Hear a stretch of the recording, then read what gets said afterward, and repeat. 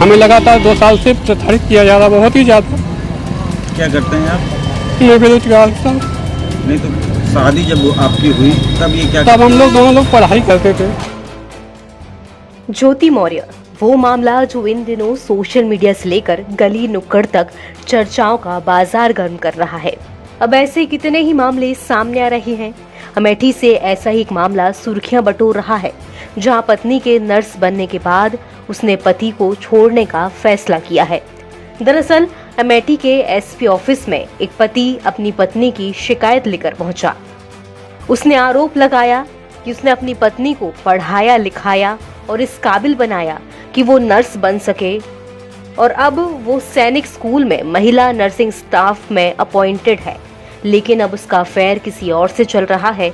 यही नहीं, जब उससे पूछा गया कि वो क्या काम करते हैं तो सुशील मिश्रा का कहना था कि वो बेरोजगार है और दोनों की शादी तब हुई थी जब दोनों पढ़ाई किया करते थे।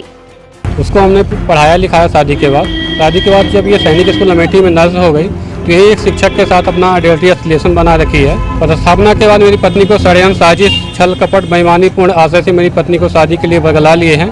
हमारा वैवाहिक संबंध विच्छेद करके मेरी पत्नी के साथ शादी करना चाहते हैं।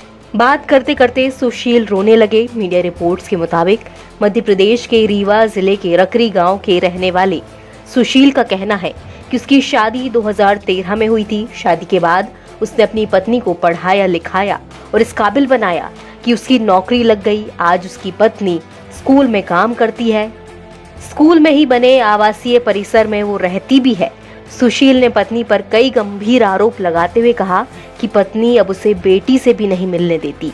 पीड़ित पति ने बताया कि 2021 में उसे अपनी पत्नी की इन हरकतों का पता चला जब वो पत्नी से मिलने स्कूल पहुंचा था कि उसकी पत्नी किसी और के साथ रिलेशन में है, जिसके बाद उसने प्राचार्य से भी शिकायत की थी।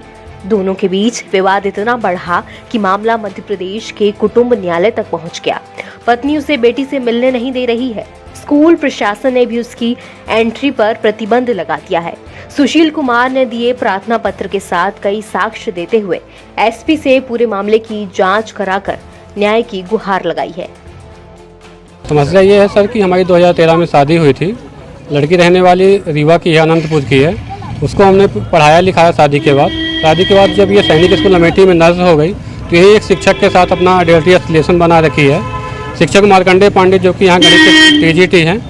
पदस्थापना के बाद मेरी पत्नी को षड्यंत्र, साजिश, छल कपट, बेईमानीपूर्ण आशय से मेरी पत्नी को शादी के लिए बगला लिए हैं। हमारा वैवाहिक संबंध विच्छेद करके मेरी पत्नी के साथ शादी करना चाहते हैं, जिसकी शिकायत हमने माननीय पुलिस अधीक्षक महोदय, जिलाधिकारी महोदय, एडीएम साहब को कई बार दिया, विभाग में कई बार दिया, लेकिन आज तक कोई सुनवाई नहीं हुई। मैं बहुत परेशान हो चुका हूँ मानसिक रूप से। हमें लगातार 2 साल से प्रताड़ित किया जा रहा, बहुत ही ज़्यादा। क्या करते हैं आप? मैं बेरोजगार था। नहीं तो शादी जब आपकी हुई तब ये क्या? तब हम लोग दोनों लोग पढ़ाई करते थे। उसके बाद कैसे यहाँ?